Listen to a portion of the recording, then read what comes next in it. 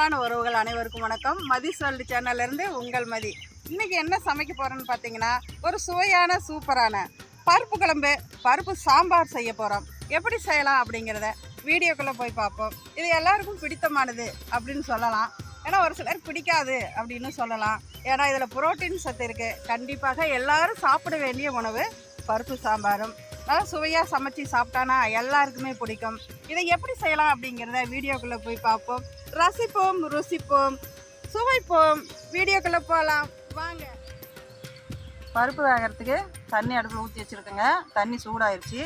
துவரம் பருப்பு போட்டுக்கலாம். பருப்பு நான் கொஞ்சம் நேரம் ஊற வச்சேன், எனக்கிறமாக வெந்துடும், அதுக்காக வச்சேன். போட்டுக்கலாம். அதில்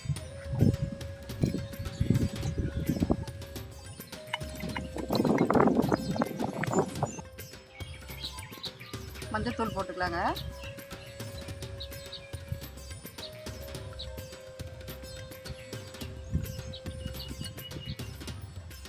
எண்ணெய் கொஞ்சம் ஊற்றிக்கலாம்.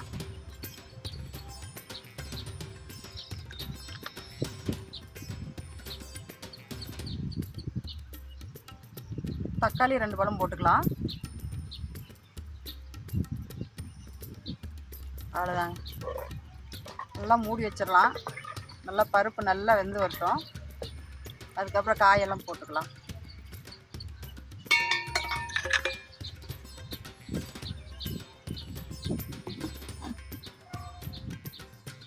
பருப்பு சாம்பாருக்கு காய் போட போகிறோம்.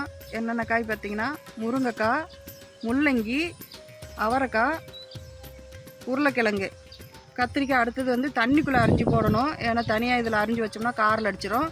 அதனால் இதை இப்போ போட்டு தண்ணியில் கழுவிக்கலாம்.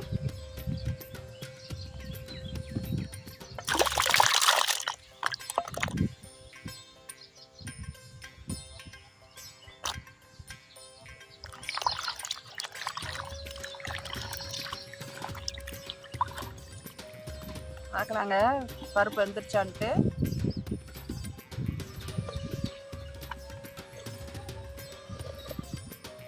வெந்துருச்சுங்க, நல்லா வெந்துருச்சு. பருப்பு எடுத்து வச்சு கரைஞ்சிக்கலாம்.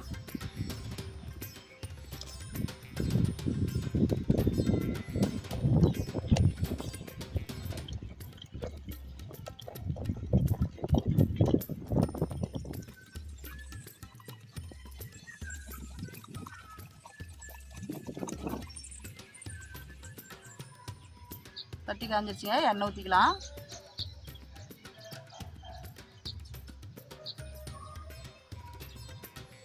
எண்ணெய் காய்ட்டும், கடை ஊற்றிக்கலாம்.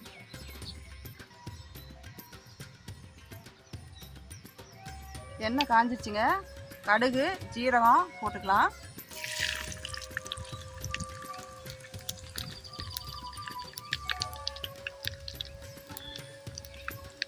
பூண்டு தட்டி வச்சுருக்கேன், இதை கொஞ்சம் போட்டுக்கலாம்.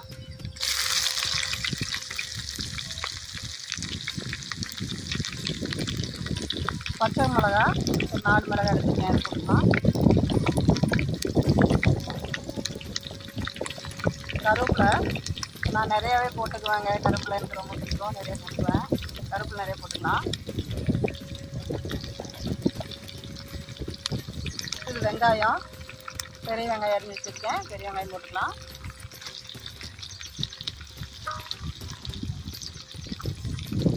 நல்லா வணக்கி வச்சுக்கலாங்க.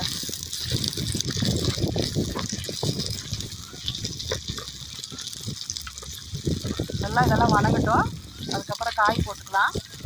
வெங்காயம் வணங்கிருச்சுங்க. காயெல்லாம் போட்டுக்கலாம்.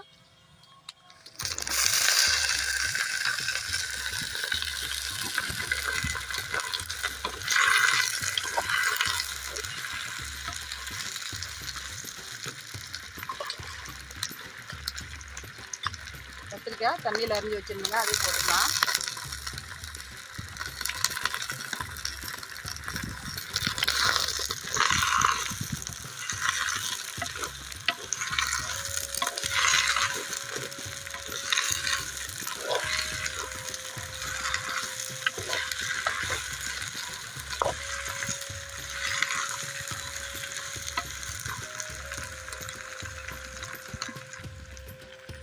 மஞ்சத்தூள் கொஞ்சம் போட்டுக்கலாங்க.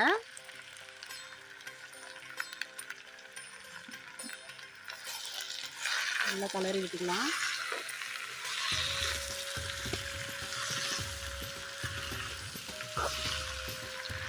சாம்பார் தூள் போட்டுக்கலாங்க.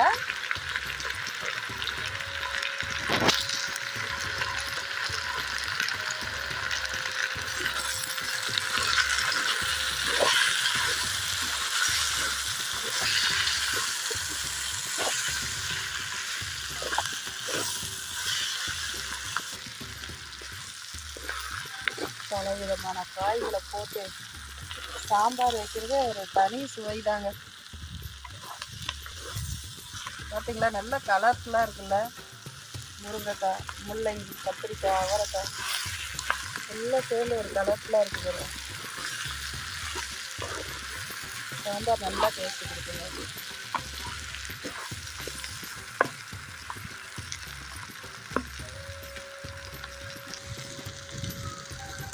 காய் வேகிறதுக்கு தேவையான அளவு தண்ணி ஊற்றிக்கலாங்க. கொஞ்சமாகவே ஊற்றிக்கலாம், இல்லை புளி தண்ணி ஊற்றணும்.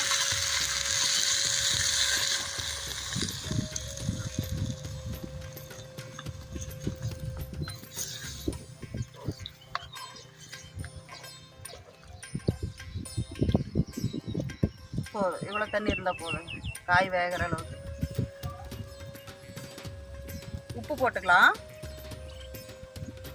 உப்பு போட்டுக்கலாங்க, கொஞ்சம் காய்க்கு மட்டும் உப்பு போட்டுக்கலாம்.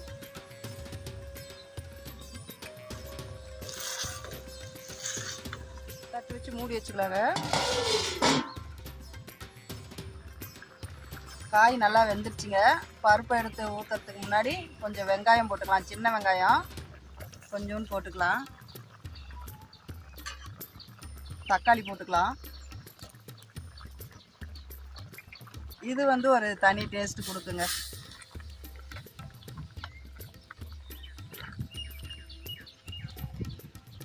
ஒரு நிமிஷம் மட்டும் அப்படியே வேகட்டும், மூடி வச்சிடலாம்.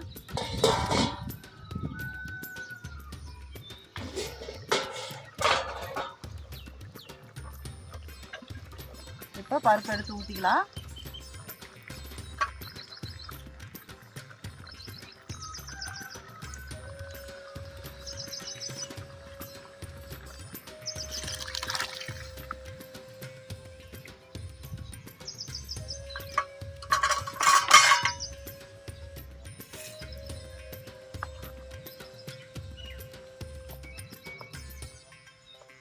காய்களை நல்லா விதவிதமாக போட்டு வைக்குவோம் சாம்பார். பார்த்தீங்களா,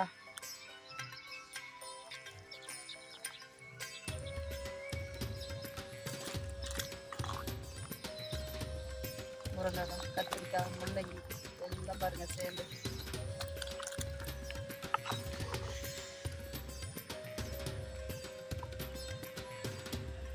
இது அப்படியே ஒரு நிமிஷம் மட்டும் அப்படியே கொதிக்கிட்டுங்க. இறக்கி வச்சிடலாம்.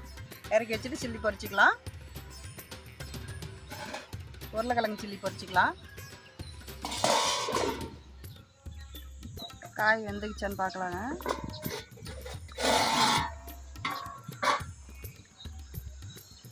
சாம்பார் ரெடி ஆயிடுச்சுங்க. நல்லா வெந்து எண்ணெயில் இறந்து வந்துடுச்சு. சூப்பரான வாசனையாக இருக்குதுங்க. முருங்கைக்காய், முள்ளங்கி, அவரைக்காய் போட்டிருக்கோம். அவரைக்காய் வாசம் செம்மையாக இருக்குது.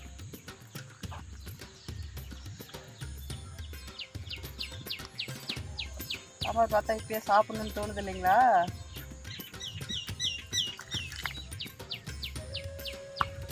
ரெடி ஆயிடுச்சுங்க சாம்பார். கொத்தமல்லி தழை போட்டு இறக்கிக்கலாம். கொத்தமல்லி தழை போட்டுக்கலாங்க.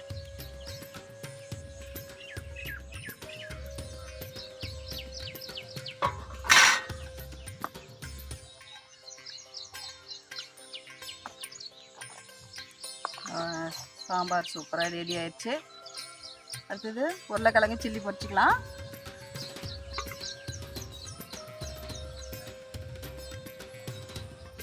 இறக்கி வச்சுக்கலாங்க.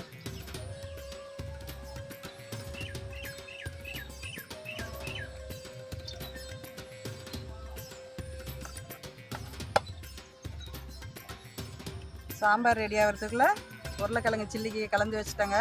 போட்டுக்கலாம். நல்லா நீல வாக்கில் எப்படி ரெடி பண்ணி வச்சுருக்கேன்.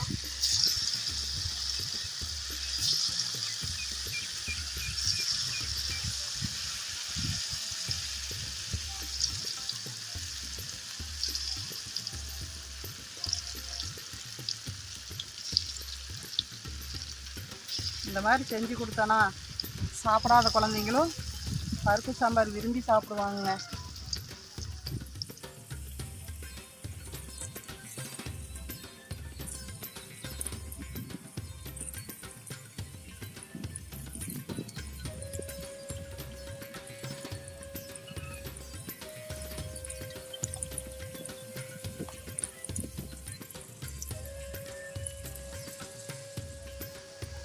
திருப்பி போட்டுக்கலாங்க.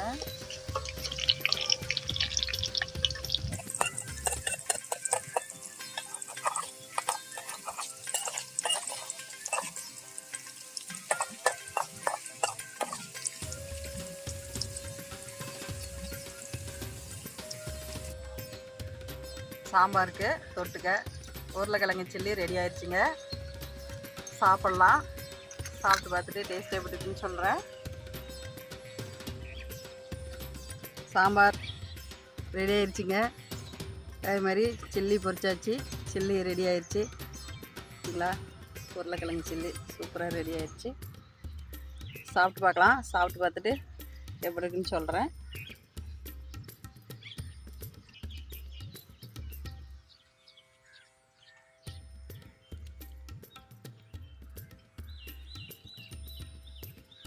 பருப்பு குழம்பு இந்த கல்யாண வீட்டில் செய்வாங்க இல்லைங்களா, அந்த மாதிரி டேஸ்ட்டில் இருக்குங்க. பருப்பு குழம்பு சூப்பர் டேஸ்ட்டாக இருக்குங்க. முருங்கைக்காய் பாருங்க நல்லா வெந்துச்சு.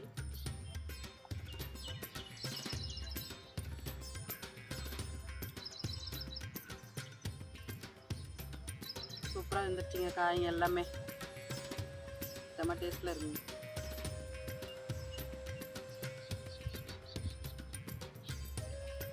உருளைக்கிழங்கு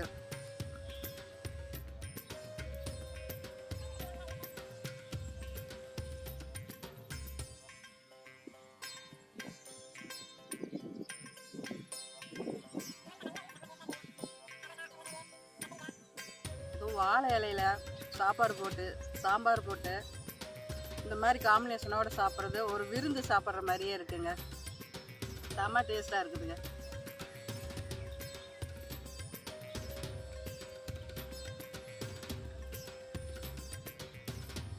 நீங்களும் இதே மாதிரி செஞ்சு சாப்பிடுங்க. நான் செஞ்ச இந்த பருப்பு சாம்பார் உருளைக்கிழங்கு சில்லி உங்களுக்கு ரொம்ப பிடிச்சிருக்குன்னு நினைக்கிறேன். லைக் பண்ணுங்கள், ஷேர் பண்ணுங்கள், கமெண்ட் பண்ணுங்கள், சப்ஸ்கிரைப் பண்ணிவிட்டு என்னோடய வீடியோ பாருங்கள். தொடர்ந்து நான் உங்களுக்கு வீடியோ கொடுத்துக்கிட்டு இருக்கேன். பார்த்து என்ஜாய் பண்ணுங்கள். மீண்டும் அடுத்த வீடியோவில் சந்திக்கலாம்.